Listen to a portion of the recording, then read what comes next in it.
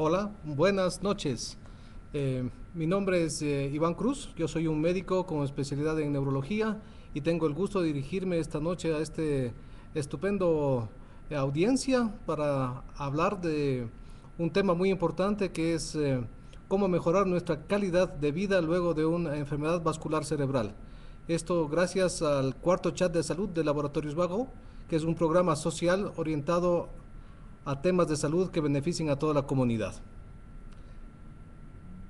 Es para Laboratorios Vago un gusto y les damos la más cordial bienvenida a todas las personas que se encuentran en línea para participar en este chat de salud.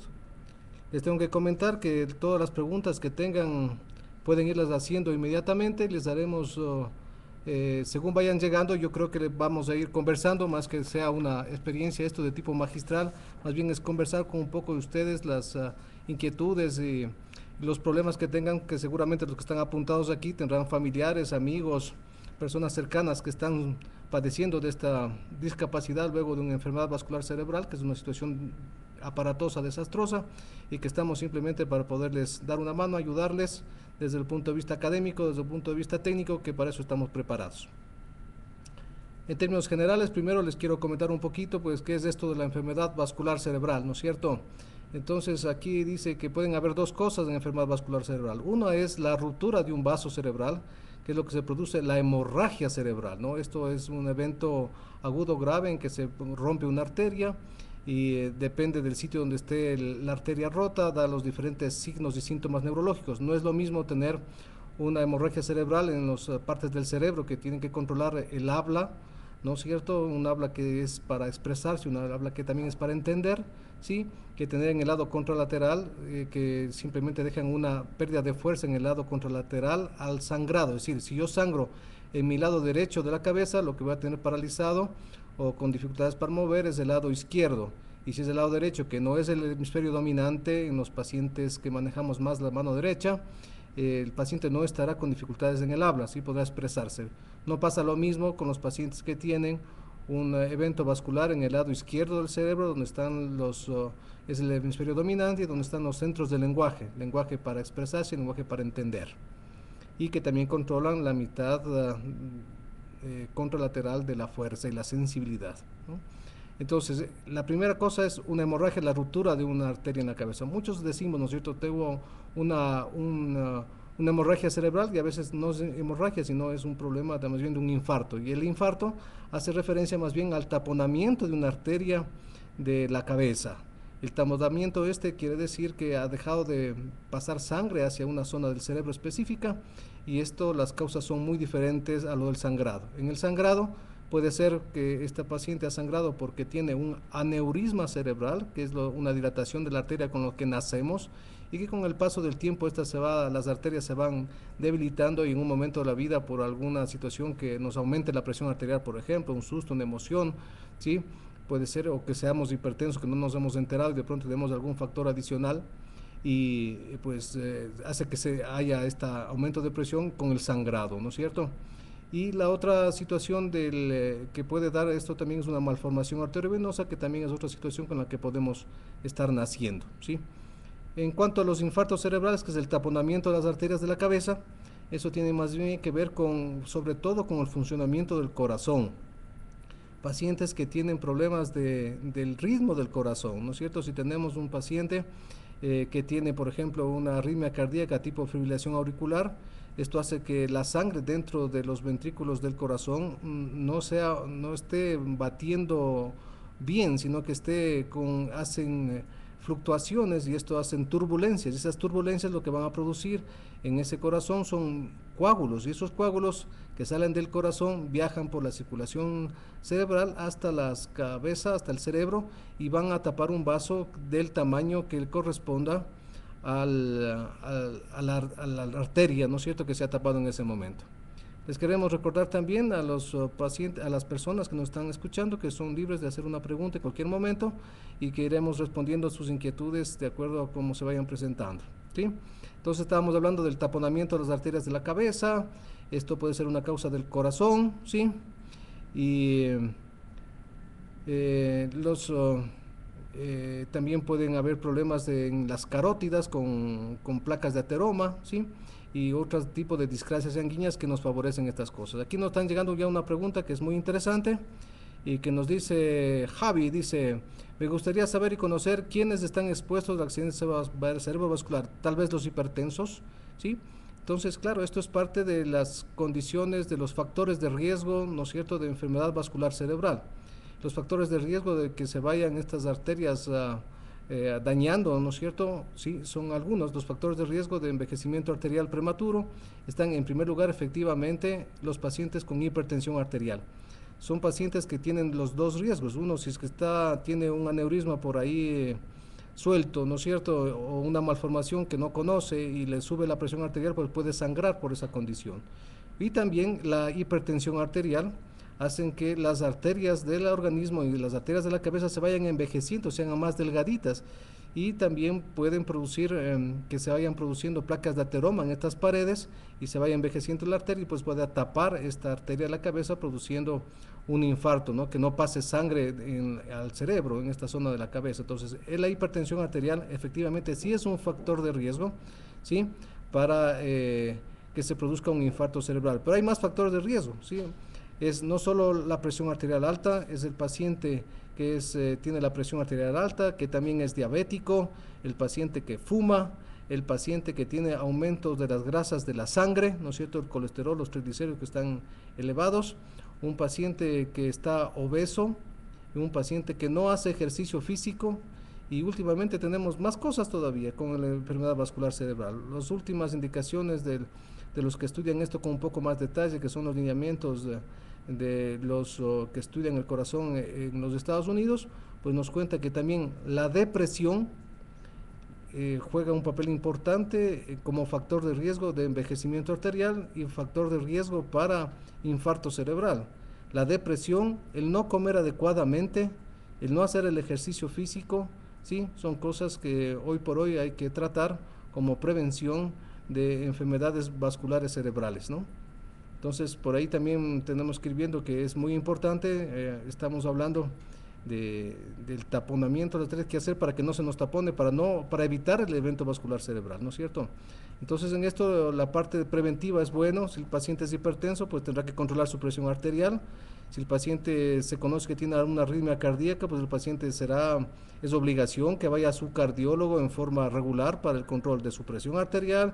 Si tiene un evento de tipo del trastorno del ritmo del corazón, también que tome la medicación específica para que no se produzcan estas turbulencias y no se produzcan estos microcoágulos que después tapan las arterias de la cabeza, ¿no? ¿Sí? Entonces aquí Clever nos pregunta también, dice, ¿qué consejos tienen para las personas intervenidas del corazón? Tengo 2 bypass coronarios. Claro, eso ya fue un taponamiento de las arterias del corazón, ¿no es cierto? Los bypass fueron para que ese corazón que estaba sufriendo, que se estaba infartando, ¿no?, que estaba porque no les llegaba la suficiente cantidad de sangre, entonces hicieron este bypass para mejorar la circulación de esta parte del músculo del corazón para que trabaje en las mejores condiciones posibles. Y claro, esto nos indicará también que pueden estar tapadas o por taparse otras arterias del organismo. Entonces habrá que organizar la vida, ¿no es cierto?, para tener una vida después de uno de estos avisos del corazón que menos mal pudo sobrepasarse con este bypass. Entonces nos hablan atacar a los factores de riesgo que estamos hablando, ¿no es cierto? Es decir, controlar lo que sea la hipertensión con los fármacos adecuados, con el control. Si es que hay trastorno del ritmo cardíaco, ir al cardiólogo para que nos hable con qué medicinas es lo mejor lo que hay que hacer, mejorar nuestra calidad de vida, vivir sano, comer sano, dejar de fumar, bajar de peso, hacer ejercicio regular. Son las cosas que tenemos que hacer ya en un paciente que ha tenido un evento de estos de bypass. Farmacológicamente también hay ayudas, ¿no es cierto? En este paciente de Clever, que tenía ya los 2 bypass, su cardiólogo seguramente le tiene antiagregado.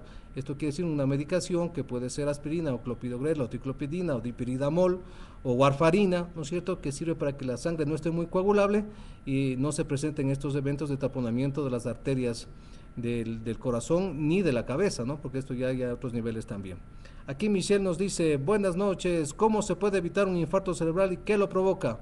Lo que estamos conversando un poquito, ¿no? Quitarnos todos los factores de riesgo para que no nos den estas cosas horribles que después, claro, ya vivir después con un problema de las secuelas de un evento vascular cerebral, pues pueden ser tremendas, ¿no? También hay, claro, si son unos microinfartos, si son las cosas pequeñitas, pues seguramente simplemente será un pequeño aviso que es un accidente isquémico cerebral transitorio donde se produce una falla momentánea de la circulación cerebral, donde el paciente pierde la habla por un ratito o pierde la fuerza en un lado del cuerpo y después se recupera en unas horas, menos de 24. Decimos, tiene un aviso, tiene lo que se conoce como un accidente isquémico cerebral transitorio.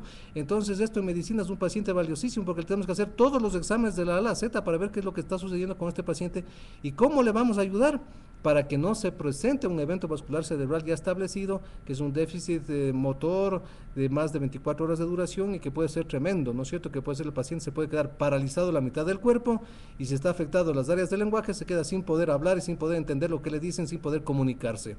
¿No es cierto? Es una cosa tremenda, tremendísima. Entonces, claro, hay que atacar siempre los factores de riesgo de envejecimiento arterial y hay que estar pendientes de las cosas que nos pueden facilitar o que no nos dé esto. Controlar lo que estamos hablando y que recalcamos muchas veces, las veces que haga falta, no importa. Hipertensión, colesterol, triglicéridos, tabaquismo, aumento del peso, sedentarismo, depresión, dieta correcta, ¿sí? Son parte de las cosas que indican ahora que tenemos tanta comida chatarra con muchas grasas, esas grasas que no hacemos ejercicio se van poniendo a nivel de las arterias, nos van tapando las arterias, nos vamos complicando la vida, ¿no? Tenemos otra pregunta, dice Beatriz, dice, ¿tiene que ver algo el factor genético con el riesgo de padecer un accidente cerebrovascular? La respuesta definitiva es sí, con letras mayúsculas, ¿no es cierto? La presión arterial alta tiene un trastorno genético, uno se puede adquirir esto genéticamente, la diabetes se puede adquirir esta genéticamente, una implicación, aunque no quiera decir necesariamente si tenemos padres hipertensos o padres diabéticos, no quiere decir que obligatoriamente nosotros lo seremos, ¿no? Si combatimos adecuadamente nuestra vida diaria, con dieta, con ejercicio, con una vida sana, seguramente no vamos a desarrollar ni diabetes ni hipertensión arterial, porque nos estamos manejando de forma adecuada en nuestra vida personal. Así que no hay que tener un poco de miedo si es que tenemos una vida buena. El miedo es que nos debe entrar pánico si tenemos algunos factores de riesgo, ¿sí? Y que estamos descuidados al respecto y no sabemos qué hacer.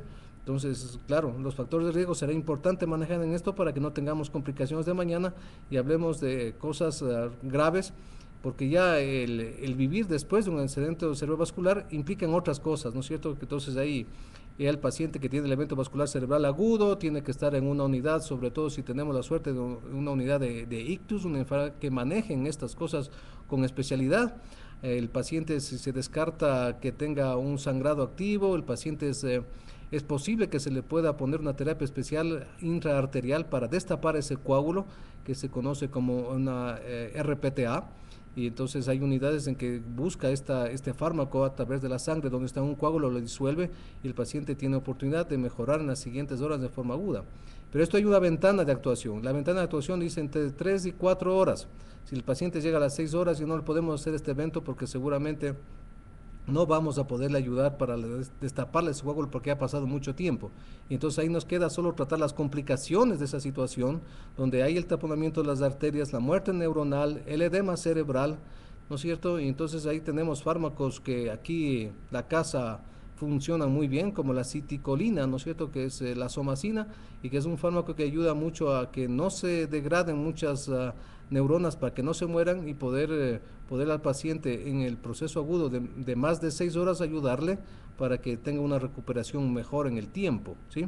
Aparte de ese tratamiento muy específico de primera instancia después de un evento vascular que no sea en las primeras 4 horas, la citicolina va bien y también tenemos que poner otros fármacos, ¿no es cierto?, para ayudarles y otras investigaciones que tienen que venir cogidas de la mano. Es decir, el paciente tiene una fibrilación auricular, tiene un trastorno del ritmo cardíaco, tiene un trastorno de coagulación de la sangre, ¿qué más complicaciones tiene ese paciente para ver qué fármaco específico y a qué cada cosa tenemos que hacer en particular? Tenemos aquí otra preguntita, dice, ¿a partir de qué edad es más posible sufrir un accidente cerebrovascular? Y uno como familiar, ¿cómo puede ayudarlo hasta que llegue la ambulancia? Pues no hay que hacer absolutamente nada, salvo si la cosa es muy grave, ¿no es cierto? El paciente tendría que estar acostadito, sobre todo preferible de un lado, que puede ser el lado izquierdo. Eso si es que tenemos pacientes que tienen una hemorragia cerebral, va a haber hipertensión endocraneal, el paciente tiene posibilidades de vomitar. Y si es que está en la cama acostadito, como baja un poco el nivel de conciencia, en estos casos el paciente puede broncoaspirar. Entonces le tenemos acostadito, si es posible de un lado, del lado izquierdo, para que si se produce vómito, el vómito pueda salir libremente hacia el suelo, ¿no es cierto? Y esto no produce ningún taponamiento de la vía aérea, sería la mejor forma de mantener la calma hasta que venga el equipo de paramédicos y nos pueda ayudar para poderle trasladar al hospital y hacer los estudios correspondientes para escoger el mejor tratamiento específico en cada caso en particular, que hay que ir buscando. Cada paciente es diferente y hay que buscarle si esto es una hemorragia, si es un infarto, qué pasa con su hipertensión, es obeso, no es obeso, tiene un trastorno del ritmo del corazón, tiene las arterias carótidas tapadas, cuál es el factor de riesgo que ha desencadenado esta situación de evento vascular. Tenemos otra pregunta, dice Natalie. ¿Por qué se produce la atrofia cerebral? ¿Cuáles son sus consecuencias? Bueno, ahora estamos hablando de otro tema, ¿no? Sí. Aunque si le podemos juntar con el evento vascular, pues decimos muy bien, a ver, cada parte del cerebro tiene una implicación de vascularización específica. Entonces la arteria carótida tiene unas arterias más chiquititas dentro de la cabeza, que tienen que ver con el lóbulo anterior, con el lóbulo medio, con el lóbulo posterior, ¿no es cierto? Entonces decimos que si tengo un taponamiento de una arteria en la cabeza y tengo un infarto cerebral, la zona en que no va a estar ya recibiendo sangre, esa zona se va a atrofiar. Entonces resulta que hay una atrofia por la falta de oxigenación y hay una muerte neuronal. Juntando esta pregunta con la enfermedad vascular cerebral. Pero en todo caso tenemos otro tipo de enfermedades que son enfermedades degenerativas del tiempo que ahora están muchísimo de moda, ¿no es cierto? Que estamos hablando de la atrofia córtico-subcortical en pacientes con demencia, ¿no? Porque son otros síntomas del paciente con demencia, no es un paciente con enfermedad vascular cerebral, a no ser que tenga muchos infartos previos, que es un paciente muy descuidadito, y entonces ha hecho varios eventos cerebrales y tiene una demencia por enfermedad vascular a varios niveles, ¿no? Que tiene una demencia vascular. Pero eso es otra cosa y por eso sería lo de la atrofia de la cabeza, ¿no es cierto? Que ya con el paso del tiempo, de los años, nuestras neuronas se van un poquito haciendo menos y se van produciendo un poquito de atrofia córtico-subcortical como parte fisiológica del crecimiento o del envejecimiento, ¿no? Eso tampoco hay que tenerle miedo, es decir, lo que hay que ver es cómo está en general el paciente, cómo se maneja, cómo está bien, cómo está en su vida, tiene un buen lenguaje, se maneja bien, sabe dónde está, tiene la retentiva está buena, ¿no es cierto? Son cosas que nos está hablando de que funciona bien su cabeza. Sí, si nos vamos olvidando, no sabemos cómo contestar las cosas y nos perdemos, entonces estamos hablando de que es posible que necesite otro tipo de atención neurológica por una probable demencia y que pues bueno necesita los chequeos neurológicos para ver qué es lo que está pasando con esa paciente en especial, ¿no es cierto? Entonces aquí María nos cuenta muy claramente, nos dice aquí otra pregunta, dice, ¿qué hacer después de un infarto cerebral? ¿Sí? Y eso es lo que estamos intentando hablar en esta noche específicamente, ¿no es cierto? Es decir, cómo mejorar la calidad de vida luego de un ataque cerebrovascular. ¿Y cómo mejoramos la calidad de vida? Pues sí, son pacientes que hay que ir viendo el día a día, ¿sí? La parte primera de un accidente vascular cerebral es una cosa muy crítica porque no sabemos los neurólogos qué va a pasar en las primeras 72 horas luego de un evento vascular cerebral. Porque hay unos infartos pequeñitos, hay unos infartos medianos y hay unos infartos muy grandes. Entonces, y no sabemos cómo va a progresar la enfermedad porque no tenemos cómo medir eso inmediatamente. Entonces, siempre que tenemos pacientes con enfermedad vascular cerebral, van al hospital, le vemos el neurólogo y le decimos, muy bien, usted está en un evento vascular cerebral porque los síntomas corresponden con esto, el paciente informa, todo lo que es vascular es brusco, es agudo, ¿no es cierto? Entonces estaba bien en un minuto y al siguiente minuto estoy pésimo. Eso es todo lo que sea agudo, todo es vascular. Entonces el paciente que bruscamente estaba perfecto y de pronto ya no puede hablar y se paralizó la mitad del cuerpo, entonces decimos, sí, este paciente está haciendo un evento vascular cerebral, le llevamos al hospital, le vemos en el hospital, le ingresamos en el hospital porque no le podemos mandar a la casa porque no sabemos cuál va a ser la evolución en el tiempo. Entonces le dejamos al paciente en el hospital, le decimos a la familia, sí, vamos a poner, si está en menos de 4 horas, le ponemos el RPTA. Si está pasadas las 4 horas, le ponemos la citicolina, le antiagregamos al paciente, le investigamos todos los factores de riesgo para poderle tratar y le dejamos sin comer unas horitas porque hay riesgo de que aumente la presión intracraneal y pueda vomitar y se pueda broncoaspirar. Y luego de 72 horas vamos dándonos cuenta más o menos de cómo va a quedar el paciente. Depende si ya está mejorando un poco la parte motora, si esa es una hemiplegia, que es la pérdida de fuerza en un lado del cuerpo, si es densa, si es muy aparatosa, habla de un peor pronóstico que el que mueve antes los vasos y las piernas de un lado, ¿no? Entonces eso depende de cada caso en especial, es diferente y pues después necesita el apoyo de un fisioterapista para hacerle terapia física respectiva, ¿sí? Y ahora último, inclusive hay un tratamiento que estará pronto en el país, que es neuroestimulación cerebral, que se ha visto que es una herramienta muy buena para la rehabilitación de los pacientes ya con enfermedad vascular cerebral establecida, ¿no? Eso ayuda a la recuperación, pacientes que no hablan les ayuda a que puedan hablar, pacientes con las pérdidas de fuerza focal también mejoran con este procedimiento y que pues seguramente para el próximo mes ya contamos aquí en el país con este equipo de neuroestimulación que va a ser un avance a la parte académica del cuidado de nuestros pacientes. Tenemos otra pregunta, dice, ya le dio un infarto cerebral, ahora tiene mucho mareo, pero le dio hace 4 años, toma muchos medicamentos. Ya, si es que el evento vascular cerebral fue en una zona específica del cerebro, que fue la parte posterior del cerebro, que es el sistema vértebro-basilar, tiene que ver con el tallo cerebral y tiene que ver con el cerebelo. Son estructuras específicas que ayudan también al control del equilibrio, ¿sí? Entonces, si un paciente tiene un infarto a ese nivel, puede quedar con una secuela de la parte del cerebro que se dañó, que en este caso, si fue el sistema vértebro-basilar, el paciente va a tener los síntomas de mareo, como están preguntando aquí, y claro, esa es la secuela del evento que le dejó, ¿no es cierto? Hay medicación para ayudarle un poco en la parte de los mareos, que se puede intentar dar medicación específica para esto, que son los antivertiginosos, que hay que tomar 2 veces en el día, que puede ser una betestidina, por ejemplo, sí, y que nos va a ayudar al paciente a tener un poquito menos mareado. Pero esa es una secuela, ¿no es cierto? La enfermedad vascular cerebral establecida deja unas secuelas, entonces decimos, el paciente tiene un infarto cerebral a nivel de la arteria basilar, de grado leve a moderado en fase de secuela. Y también podemos gradar las secuelas, ¿no es cierto? Puede ser leve, moderado, severo. En este caso, está caminando el paciente por lo que me cuentan, camina, solo tiene unos mareos, tiene una fase de secuela leve. Y también puede ser, si es que no estaba en el sistema vertebrovascular, sino en una parte que le tomó la mitad del cuerpo, eso le deja una hemiparesia, pérdida de fuerza en la mitad del cuerpo, que también produce una espasticidad, que los músculos estén tiesos y que el paciente esté con dificultad para caminar, y eso también da la sensación, la dificultad, como que estuviera mareado, pero no es un mareo, sino es una dificultad motora para manejarse, y pues eso es parte de la rehabilitación que hay que mantener con el paciente, rehabilitación física para mejorar su espasticidad y que se pueda mejorar un poco la deambulación en ese sentido. En eso, rehabilitación y más rehabilitación, y no hay ninguna otra cosa más aparte de los antivertiginosos que hemos comentado. ¿Qué más tenemos que comentarles? La parte de la terapia física de los pacientes es importantísimo, ¿no es cierto? ¿Sí? Tenemos sitios especializados de terapia física donde les podemos a los pacientes a manejar solo enfermedad vascular cerebral, ¿sí? Aquí no estamos especializados en este país para estas cosas, pero sí tenemos gente preparada también que manejan esto, ¿no? Que hay enfermeras, personal de rehabilitación para el manejo de estos pacientes en concreto. Tenemos otra pregunta, dice...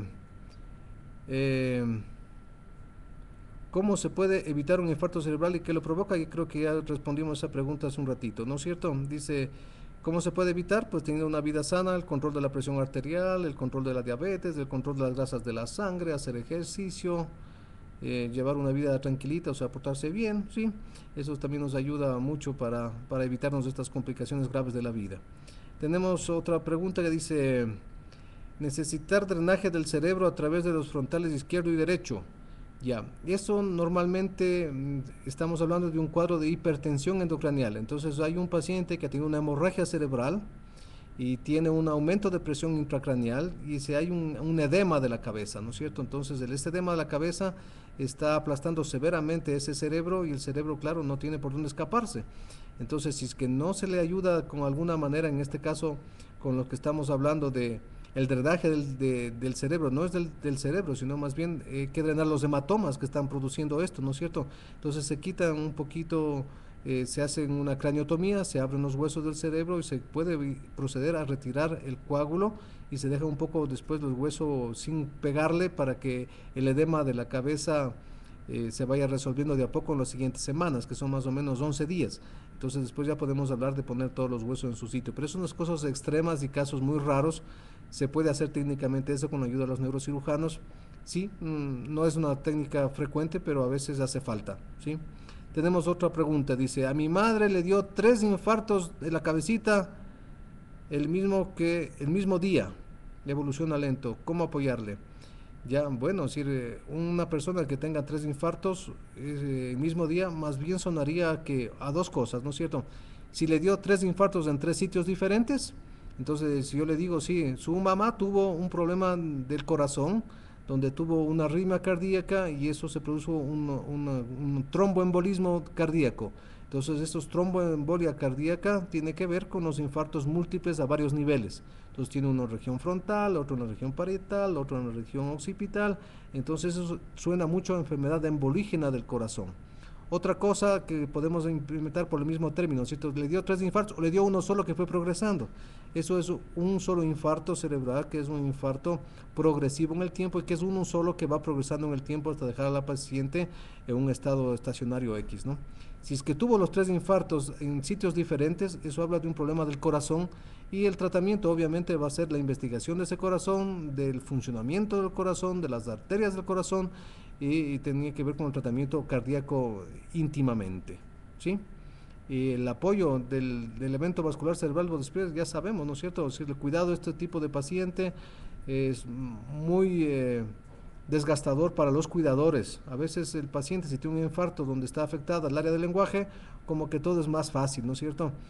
Porque el paciente pasa un poco de todo y no está sufriendo, pero el paciente que está consciente porque tiene un evento del otro lado, pues sí es un poco demandante de mucha ayuda, porque el paciente necesita ayuda para levantarse, necesita ayuda para tener cambios frecuentes de posición, porque si no le ayudamos con los cambios frecuentes de posición se escara, se lastiman los sitios de apoyo del cuerpo y eso produce unas lastimadas, unas escaras que luego se infectan y luego son complicadas de manejar. Entonces el paciente con infarto es un paciente que necesita que le hagan terapia física regular, que le cambien de posición en forma frecuente cada 2 horas para evitar este tipo de complicaciones de la piel. Luego la parte emotiva es tremenda, ¿no es cierto? Yo creo que es una parte importante tener una cercanía de la familia para que no se nos deprima también después de un evento de este tipo. Las ayudas de control de hipertensión, de diabetes, de obesidad, de las grasas, de la farmacología, para que esto no le vuelva a pasar otra vez. Habrá que antiagregarle, poner antiarrítmico, lo que haga falta, de acuerdo a la causa básica de la enfermedad. Y eso depende de cada cosa, ¿no? Recalcamos entonces, ¿qué es lo que tenemos que hacer con los pacientes para que de tipos de eventos vasculares cerebrales se alejen de nuestras vidas? Pues a tener prevención del accidente cerebrovascular. ¿Cuál es la prevención? Pues dice, cuidar bastante todo lo que tenga que hacer, hipertensión arterial, ¿sí? Si soy hipertenso, ir a los controles. Luego, si es que tengo las grasas de la sangre altas, pues tomar los controles que puede hacer con el mismo cardiólogo. El cardiólogo indicará medicación que son las estatinas para el control de las grasas de la sangre. La tercera cosa es el control de la diabetes, ¿no es cierto? Sí, el control cercano a diabetes es muy malo, la unión con la hipertensión y la diabetes. Luego, cuidarnos del sedentarismo es importantísimo, ¿no es cierto? No ser sedentarios, tener una dieta regular, hacer ejercicio físico con cierta frecuencia, 4 días a la semana, por lo menos 30 minutos, ¿sí? Y controlar, esos son los factores de riesgo, más la depresión, ¿no es cierto?, que habíamos conversado acá. Entonces, por aquí más o menos es lo que estamos conversando de qué hacer para que no nos coja esto del evento cerebrovascular y que, ya que nos dio, ¿qué más vamos a hacer? Aparte de las cosas, pues el control de los factores de riesgo, ¿sí?, de las enfermedades que producen los eventos vasculares cerebrales. En definitiva, en eso termina siendo ¿Qué más hacemos en los pacientes con enfermedad vascular cerebral ya establecida? Claro, lo mejor siempre en medicina será la prevención, y la prevención es el control de todos estos factores de riesgo para que no nos dé el evento vascular cerebral. ¿No es cierto? Por favor, usted es hipertenso, contrólese de cercanamente, aunque no tenga ningún síntoma. Si ya le dijeron, contrólese, porque es una enfermedad que le va matando si usted se dé ni cuenta. Después, cuando ya se da cuenta, es cuando ya hay el evento vascular cerebral o cuando ya tuvo la hemorragia cerebral y ya es demasiado tarde. Es una enfermedad muy silenciosa y que requiere de mucho tino. Control de presión, control de diabetes, control de grasas de la sangre, control de obesidad, control de sedentarismo, control de depresión, control del tabaco, ¿sí? Estos son los que hacen en definitiva que nos vayamos alejando de las probabilidades de un evento vascular cerebral, que es una cosa tremenda y que tiene que ver con toda la familia, no solo con el que le sufre, sino con sus cuidadores. Y además una enfermedad muy costosa porque el paciente después se queda sin poder trabajar. Entonces hay que apoyarle y toda la familia tiene que ponerse de acuerdo para ver todas las ayudas que se necesitan, ¿no?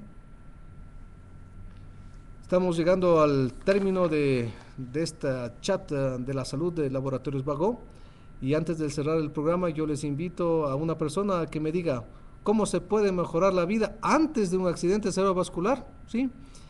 Que nos escriban por favor.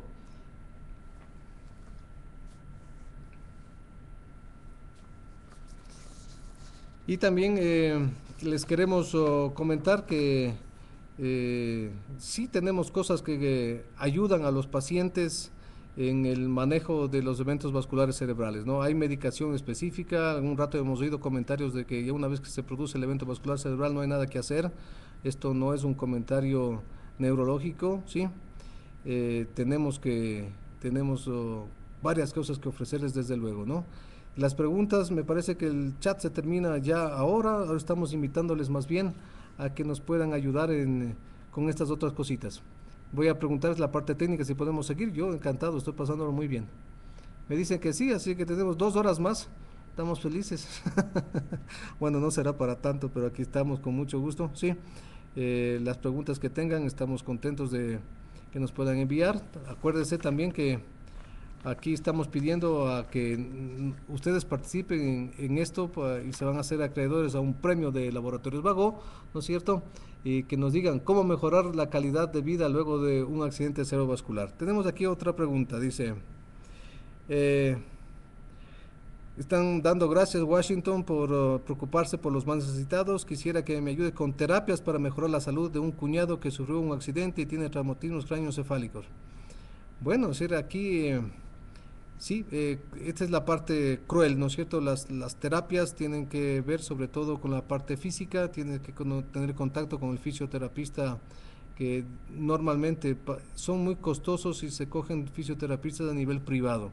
Lo más sano me parece a mí es asistir a los servicios de rehabilitación física de hospitales públicos, o si el paciente es de la seguridad social, pues hay que ir a exigir un servicio de rehabilitación en este sentido, porque las terapias son por muy largo tiempo y son terapias diarias y son terapias que van a demorar 6 meses, 8 meses. Entonces esto es un gasto muy grande, y que yo te recomiendo pues que te acerques a uno de estos servicios de rehabilitación para seguir con las terapias del cuñado, y no hay más remedio. Esto es terapia y más terapia, y si fue por trauma craneal, pues poco más se puede hacer, ¿no? Porque no tiene un evento vascular cerebral, sino son otro tipo de situaciones que nos han dado esta condición horrible, y entonces la terapia física va a ser la única forma de sacarla adelante al cuñado, ¿sí? Tenemos otra preguntita aquí. Natalie nos dice, ¿el comportamiento psiquiátrico tiene que ver con la atrofia cerebral? Bueno, sí, claro, tenemos a veces pacientes, todo lo que es atrofia cerebral, yo estoy pensando ya en una demencia. Y parte de una demencia, ¿no es cierto?, puede ser los trastornos de comportamiento, en el que el paciente también puede alucinar un poquito, puede ver cosas que no hay o ver cosas que no existen. Entonces, sí, el paciente también se pone un poco molesto, está raro, está agresivo, está irritable, ¿no es cierto? Entonces, sí tenemos cosas que hacer en estos pacientes, puede ser parte de una demencia, y hay medicamentos muy concretos y muy buenos para la ayuda específica de estos trastornos. Así que si tienes algún familiar o algún amigo cercano o alguien que está con este problema, no dudes en pedir ayuda a neurólogo o a psiquiatra. Yo creo que para esto, si es que es parte de un evento vascular cerebral, o tiene esa demencia, los neurólogos estamos muy bien capacitados para ayudar, ¿sí? Y si es que solo es el trastorno de comportamiento sin ninguna otra cosa adicional, los psiquiatras pueden ayudar perfectamente en este tipo de pacientes, ¿no?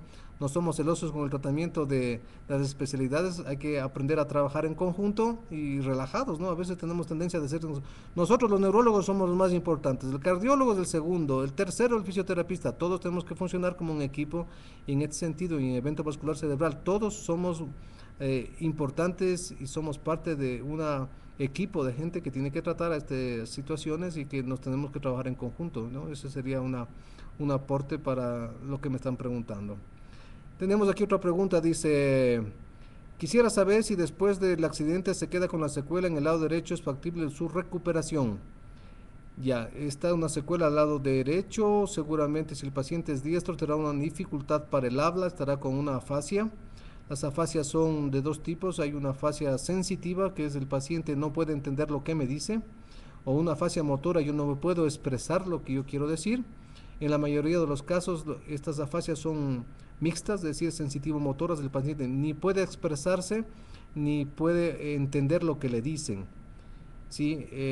Último procedimiento para esto, Transcranial Current Stimulation. Es un equipo que no hay en el país, que estará aquí en el país a finales del mes de noviembre y que va muy bien en sesiones de 20 minutos, 3 veces a la semana, durante 4 semanas, más las respectivas terapias físicas y terapias de lenguaje que hay que meter en este tipo de pacientes, pero que se ven muy buenas perspectivas después de del evento vascular cerebral establecido, ¿no es cierto? Porque aparte de la terapia física, ¿qué más le vamos a hacer? La terapia de lenguaje, ¿qué más vamos a hacer? La prevención para que no le dé otro infarto, pero ya está con el infarto y ahora no puede hablar, ¿qué voy a hacer? Pues aparte de la rehabilitación, hay cómo poner estas estimulaciones cerebrales que les estoy comentando y que será, me parece que una situación muy importante para la recuperación de la salud de los enfermos con enfermedad vascular cerebral en los siguientes meses, sobre todo los que están en Quito, porque ese equipo llega acá a Quito. Tengo aquí otra preguntita, dice, mejor pida un número de 1 al 12. Muy bien, entonces vamos a pedir un numerito a la audiencia, por favor, un número del 1 al 12 o al 112. Un número del 1 al 112, alguno de nuestros amigos del chat, para que pueda participar en un programa de todos los de un premio de Laboratorios Vago que nos está auspiciando este chat de la salud y que nos van a ofrecer generosamente al que nos dé un numerito, un premio. Así que les invito por favor a participar en esto, dándonos un número del 1 al 112 para hacerse acreedores a un premio.